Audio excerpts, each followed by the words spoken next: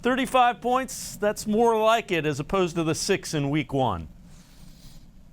Yeah, a lot to get to. After the game, I did a podcast with my colleagues, Mary Kay Kevin and Dan Labia, and we just threw out game balls. And there was a heck of a lot of game balls, specifically on the offensive end. Let's start with the offensive line and the running game. That is what we thought going into this season that the Browns offense would look like. And that's what Browns fans got Thursday night. Think about the first drive just in general. It was a lot of running, specifically running to the right, and play action passing. Quarterback keepers, which you hear quarterback keeper and you think the quarterback's keeping the ball and advancing it downfield for a gain of yards. What Kevin Stefanski means when he says QB keepers, it's off play action and moving the pocket. And whether it was to the right or to the left, Baker Mayfield did that successfully often. I think about they ran play action and they had a levels concept to the right. He had his guy open in the flats. He had his guy open intermediate. And he had his man open deep, who was Cordero Hodge, and he took that pass on the right side, gain of 15, 20 yards somewhere in there. So that's the type of offense you expect out of the Browns. It comes against one of probably the weaker defenses in the NFL, unfortunately, in the Cincinnati Bengals, who are also playing without their all-pro defensive tackle, Geno Atkins, and his backup, Mike Daniels. So, not to rain on the parade, that's not the point here. There was a lot of good things on offense from the Browns on Thursday night. But like Stefanski said after the game, and it's not just coach speak either, still plenty to clean up. So a complete game.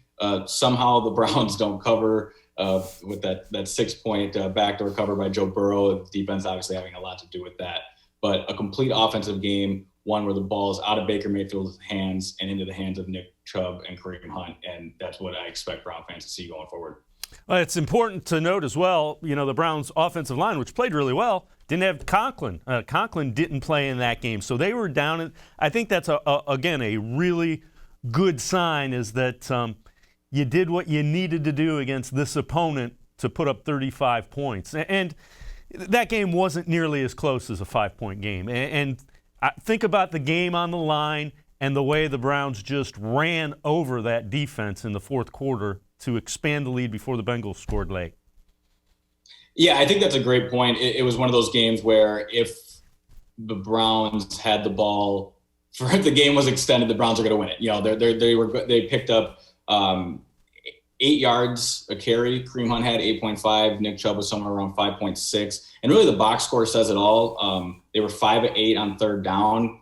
The Bengals converted 8 third downs where the Browns only faced 8 third downs. I thought that was a fascinating stat, meaning that the Browns were very successful on their early downs, first and second, which is a product of the run game and the play action pass.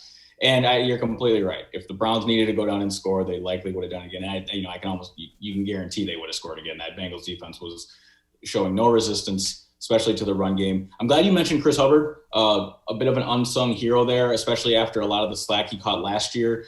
He's your classic, in basketball terms, a 6th or 7th man who, when thrust into the starting lineup over a prolonged period of time, isn't going to be the player that they were when they were the 6th or 7th man, could come in for 12, 18 minutes a game and give you flashes of brilliance. When he's asked to do so in 1 or 2 games, and again against a weaker Bengals front, Chris Hubbard can play. He's a swing tackle, swing guard. The Browns brought him back and restructured him for this exact reason. If anything happened, really at any force spots along the offensive line, that's both tackles, both guards, he can play anywhere. And he did well with the Browns running right. They had a real advantage on that side. They pulled rookie Jedrick Wills a few times too to that right side. They're doing some creative stuff, not just simplistic zone left, zone right schemes. They're a complete running team, and that's exciting. But again, just going down the box score, 88 plays for the Bengals, 58 for the Browns. I've never seen 30 play discrepancy there. I haven't seen that.